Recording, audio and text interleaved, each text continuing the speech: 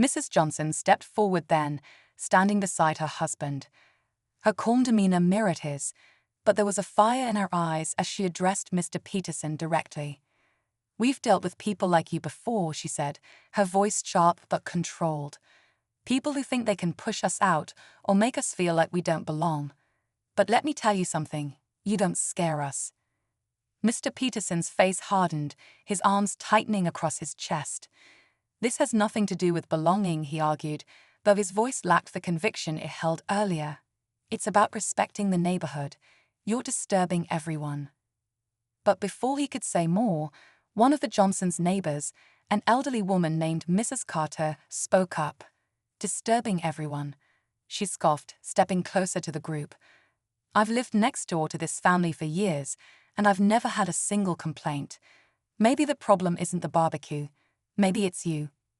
Her words sparked murmurs among the onlookers, many of whom nodded in agreement.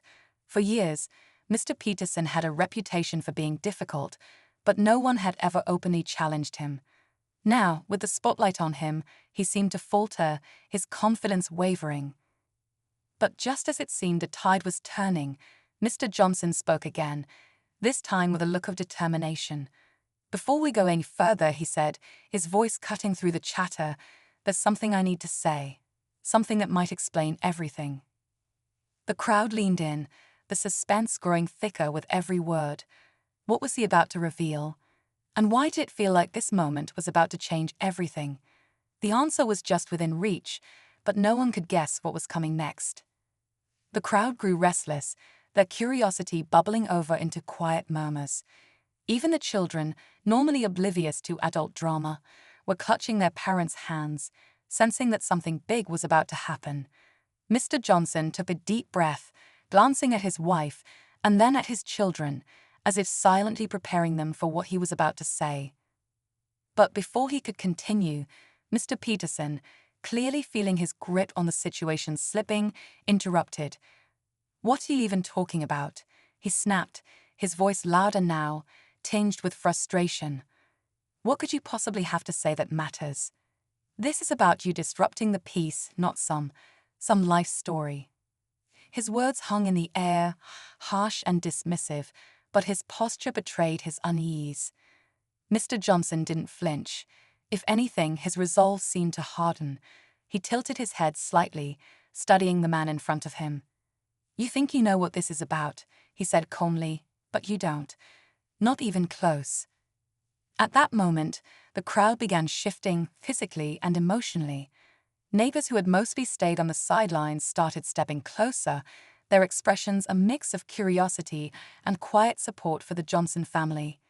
Mrs. Carter, the elderly neighbor who had spoken up earlier, folded her arms, watching Mr. Peterson with a sharp gaze.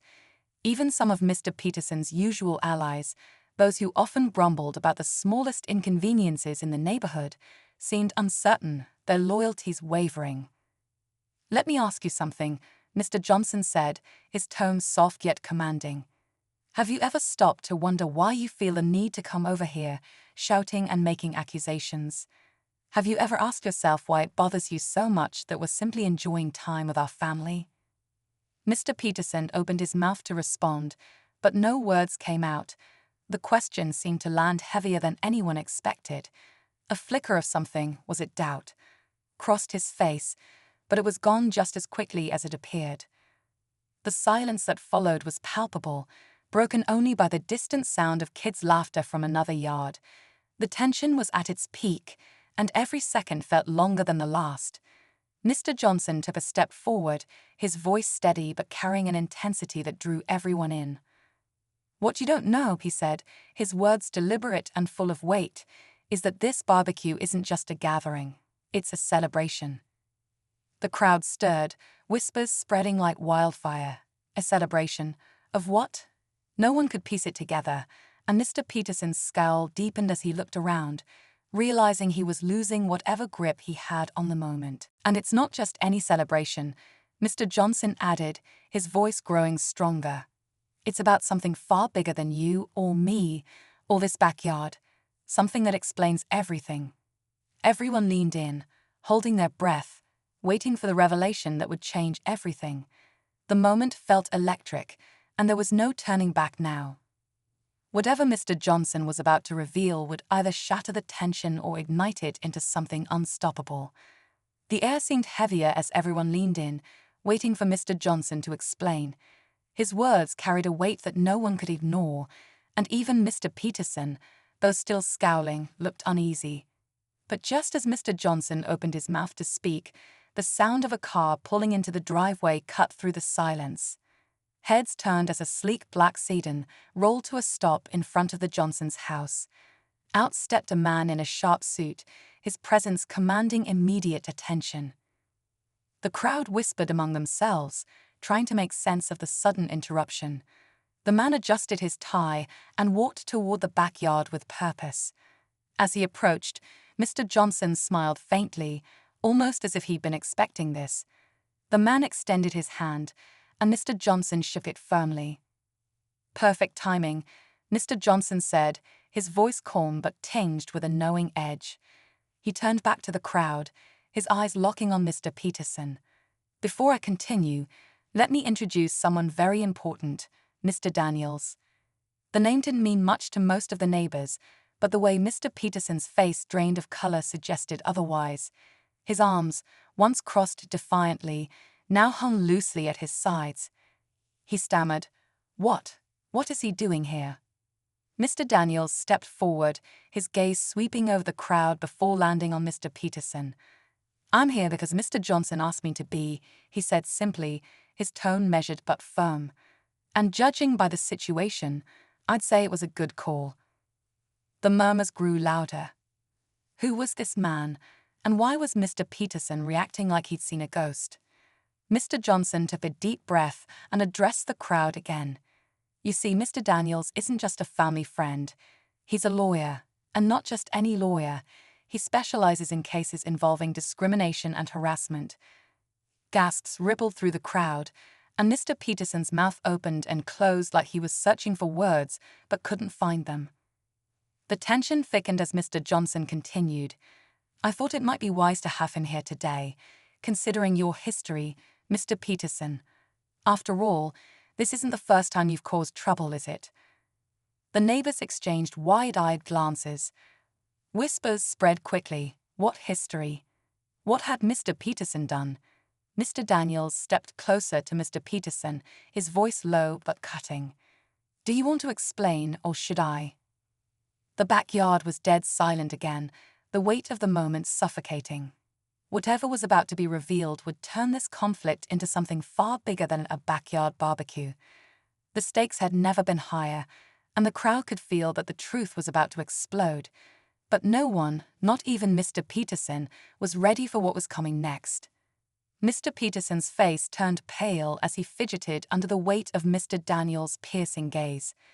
The backyard, once filled with the cheerful sounds of a family barbecue, was now eerily quiet. Everyone was holding their breath, waiting for answers, and it was clear that Mr. Peterson had no escape from the spotlight now. "All right," Mr. Daniels began, his tone calm but firm. "Since you don't seem eager to explain, I'll do it for you." He turned to the crowd, his voice carrying with the weight of authority. "What most of you don't know is that Mr. Peterson here has a documented history of filing complaints against families like the Johnsons, families who don't look like him. There have been multiple incidents in other neighborhoods where his actions have been called into question." Gasps spread through the crowd, and the murmur of disbelief grew louder. Mr. Peterson stammered, That's not true. You can't prove anything." But his voice lacked conviction, and beads of sweat had formed on his forehead. Mr. Johnson stepped forward then, his calm demeanor unwavering. "Actually, we can't," he said, his tone steady. He nodded toward Mr. Daniels, who reached into his briefcase and pulled out a stack of papers. "These are records of the complaints you filed, all targeting families who just so happen to share one thing in common, their background." The neighbors, who had once sided with Mr. Peterson on minor grievances, were now looking at him with a mix of shock and disgust. Even his closest allies were taking a step back, clearly uncomfortable with the revelation. It was supposed to be a day of joy, laughter, and family. The smell of grilled burgers and sizzling hot dogs filled the air. Kids were running around with balloons, and the family's backyard buzzed with warmth and togetherness. But then, things took a turn no one expected. Meet the Johnsons, a hardworking and loving family who always found ways to bring their relatives and friends together. On this sunny weekend, they decided to host a barbecue, a tradition in their quiet neighborhood. But not everyone was excited about it. Their neighbor, Mr. Peterson, had always kept his distance, sending disapproving glares their way whenever they had guests over. This time, though, he wasn't just watching from behind his curtains. He decided to take matters into his own hands.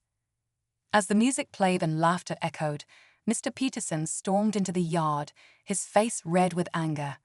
He claimed the gathering was too loud and accused the Johnsons of disturbing the peace.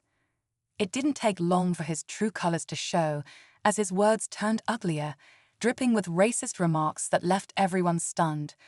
The family and their guests tried to stay calm, but tension was thick in the air. But here's where the story takes a surprising twist. As the confrontation escalated, Mr. Johnson, the father and host of the barbecue, calmly stepped forward. He didn't shout, he didn't retaliate. Instead, he shared a revelation that left everyone speechless, even Mr. Peterson. It was a truth so unexpected, so powerful, that it would not only change the course of that day, but shake the neighborhood to its core. What could Mr. Johnson possibly reveal that turned the situation upside down? What secret could silence a man fueled by prejudice? Stay tuned to find out how one family's courage and compassion transformed an ugly confrontation into an unforgettable moment. This is a true story you won't want to miss. As the backyard fell silent, all eyes were on Mr. Johnson. The usually soft-spoken father of two had a calm but intense expression on his face, the kind that demanded attention without raising his voice. He stood tall, his hands still holding a spatula, as he looked straight at Mr. Peterson. For a moment, the tension felt unbearable. Even the kids, sensing the gravity of the situation, had stopped playing and gathered near their parents. "I hear what you're saying," Mr. Johnson began, his tone steady but firm.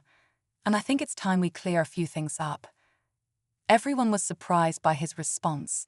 It wasn't defensive or confrontational, but it carried a weight that suggested he had something important to say.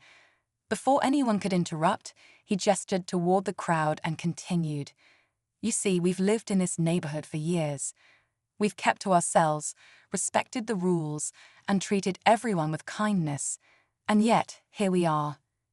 Mr. Peterson folded his arms, glaring back. "What's your point?" he snapped. Mr. Johnson smiled faintly, a mix of patience and determination. "My point," he said, pausing for effect, "is that maybe you don't know as much about us as you think you do." He glanced over at his wife and kids, who stood close by, their faces a mix of pride and curiosity. At this point, the neighbors who had gathered at the commotion began whispering among themselves. Who was Mr. Johnson, really? What was this secret he was hinting at? Even the guests, many of whom had known the family for years, exchanged puzzled looks. "I've seen people like you before," Mr. Johnson continued, his voice unwavering. "People who think they know someone just by looking at them, but there's always more to the story." The suspense was almost too much to bear. What could he possibly reveal that would change everything? No one could have guessed the truth that was about to come to light. The silence stretched as everyone leaned in, waiting for the moment that would redefine their understanding of the man standing before them. The crowd was still, their curiosity growing by the second. Even Mr. Peterson seemed caught off guard, his earlier anger now replaced by confusion and a flicker of unease. Mr. Johnson let the silence linger for just a moment longer before he spoke again. "You see," he began, his voice steady, "what you don't know about me, about us, is that I've been through more than you could imagine. And yet, here I am, trying to live a peaceful life with my family." His gaze swept across the crowd, making sure his words landed. "But some people," he added, his tone tightening, "think they have the right to judge, to make assumptions, just because of what they see on the surface." But just as it seemed the story was wrapping up, Mr. Johnson smiled faintly, his next words taking everyone by surprise. "There's something else you should know," he said, his voice calm yet powerful. "This barbecue isn't just a celebration, it's a reunion. And the reason we're all here today is because, after years of searching, we found something incredible. Mr. Peterson, you might want to listen closely to this part." The crowd leaned in, the suspense almost unbearable. "We found out," Mr. Johnson continued, "that my family has roots in this neighborhood that go back generations. In fact, your property used to belong to my great-grandparents." The silence that followed was deafening. Mr. Peterson's mouth dropped open, and for a moment, it seemed like he couldn't even process what he'd just heard. The neighbors were stunned, their shock now turning to a kind of poetic justice. Mr. Johnson took a deep breath, his voice steady and filled with pride. "So you see, we're not just new neighbors. We're part of this community's history, a history you've tried to erase with your prejudice, but we're not going anywhere." The crowd erupted into applause, their support for the Johnson family clear. Mr. Peterson, now completely defeated, muttered something under his breath before retreating to his house, his shoulders slumped. As the barbecue resumed, the Johnson family stood together, surrounded by neighbors who had finally seen the truth. It wasn't just about a barbecue, it was about reclaiming their place, their story, and their right to belong. And in the end, it was clear. The Johnsons weren't just part of the neighborhood, they were the neighborhood. As the laughter and conversation filled the backyard once again, it was clear that the mood had completely shifted. What had started as a tense confrontation had turned into a powerful moment of unity and understanding. The neighbors, many of whom had kept to themselves for years, now mingled freely, sharing stories and offering words of support to the Johnson family. It was a scene that felt more like a true community than ever before. Mrs. Carter, the elderly neighbor, walked over to Mr. Johnson with a warm smile. "You handled that with such grace," she said, patting his arm. "I've seen a lot of things in this neighborhood, but today you reminded everyone what really matters." Mr. Johnson smiled back, his gratitude evident. "Thank you," he said softly. "We just want to live in peace, like everyone else." As the sun began to set, the Johnson children ran around with the other kids, their laughter ringing out like music. Mrs. Johnson sat with a few neighbors, swapping recipes and talking about their families. Even those who had previously kept their distance were now opening up, as if the day's events had broken down invisible walls. Meanwhile, Mr. Peterson's house remained quiet. His blinds were drawn, and no one had seen him since he stormed off. Some whispered about whether he'd learned anything from what had happened, but most agreed it didn't matter. The Johnsons had made their point, and the support they now had from the community was undeniable. As the barbecue wound down, Mr. Johnson stood to thank everyone for coming. "Today was about more than just food or family," he said, his voice carrying a mix of relief and pride. "It was about standing up for what's right and showing that no matter what, kindness and truth will always win.